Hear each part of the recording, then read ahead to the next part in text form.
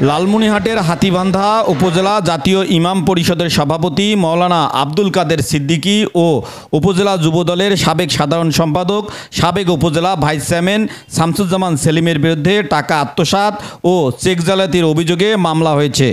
কাকিনাহাট মোস্তফা বিয়া কামিল মাদ্রাসার নারায়ণচন্দ্র রায় নামে একজন শিক্ষকের অভিযোগ, ইট দেওয়ার কথা বলে মাওলানা আব্দুল কাদের তার কাছে 15 লক্ষ টাকা গ্রহণ করে চেক প্রদান করেন।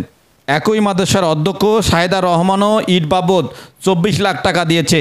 সম্প্রতি চেকগুলো ডিজাইনার হলে শাহেদা রহমান ও নারায়ণচন্দ্র রায় লালমনিরহাট সিনিয়র জুডিশিয়াল ম্যাজিস্ট্রেট আদালতে মামলা দায়ের করেন। মাওলানা আব্দুল কাদের সিদ্দিকী ও শামসুজ্জামান সেলিম যৌথ নামে ইট ভাটা স্থাপন করেন। এরপর বিভিন্ন জনের কাছে অগ্রিম ইট বিক্রির কথা বলে লক্ষ লক্ষ টাকা সংগ্রহ করেন। অভিযোগ রয়েছে মাওলানা আব্দুল কাদের ও শামসুজ্জামান সেলিমের কাছে টাকা দিয়ে আজ অনেক পরিবার পথে বসেছে। যদিও মাওলানা আব্দুল কাদের সিদ্দিকীর দাবি তিনি কেবল মধ্যস্থতাকারী ছিলেন।